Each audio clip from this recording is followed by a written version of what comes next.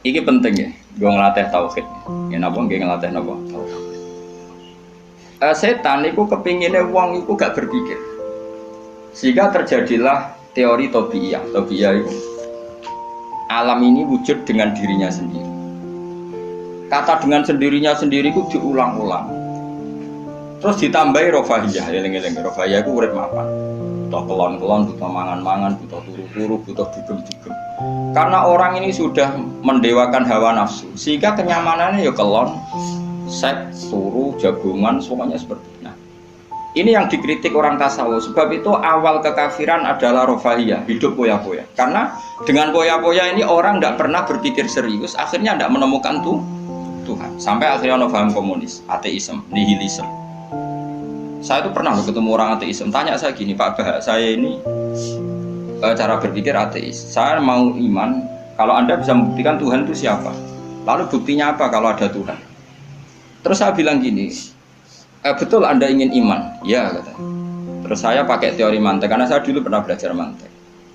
Kelirunya orang Islam, ini rumah Allah, memang ini serius ya ngaji. Memang syaratnya ngaji harus mengenalkan sama Allah. Inti ngaji adalah mengenalkan orang kepada Allah, ma'rifat. Caranya adalah bin nadhari sahih, dengan pikiran sing sehat. Kamu betul ingin iman? Iya Bapak. Terus tak tanya, kalau ada rumah terbakar, kamu suka enggak ada orang yang bilang sebabnya kena konsleting listrik atau ada apa meledak? Atau Anda suka bilang enggak ada sebabnya sama sekali?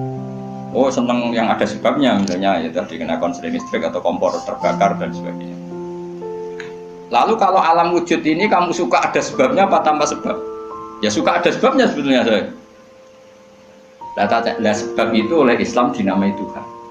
Ini sebab ini oleh Islam dinamai. Sebab itu dalam ilmu mantek, sebenarnya ilmu mantek itu nggak kenal Allah, bahkan nggak pernah nyebut nama tokoh.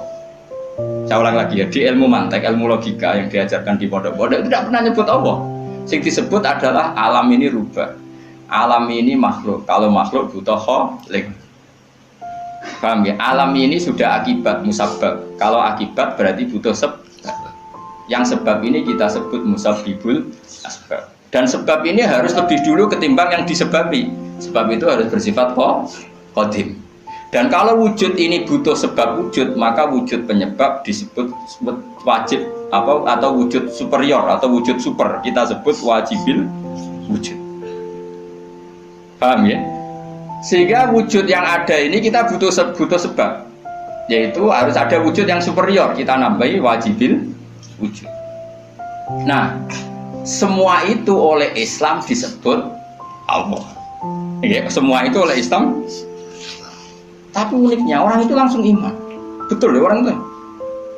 Nah kiai-kiai tidak menerangkan gitu Bapak. Sehingga saya nyari-nyari Allah itu siapa. Mulai dulu bilang kalau Allah itu faktor alam, saya iman. Itu kelirunya kita membalik logika. Dia mau iman, tapi dia nyaman dengan istilah Allah itu apa?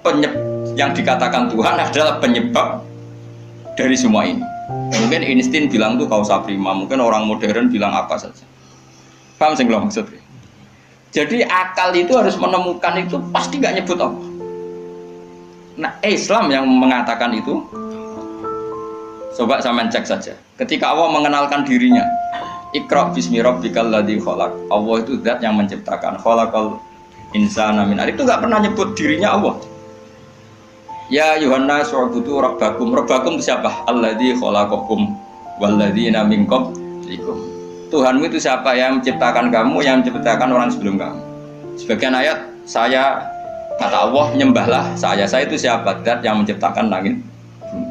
Nah kemudian sifat-sifat ini oleh Islam, yang punya sifat itu didamai. Tapi kelirunya kiai-kiai, kalau nerangkan langsung Allah, tentu PKI pikirannya Allah itu siapa? Padahal akal hanya punya rumus, alam ini butuh penyebab.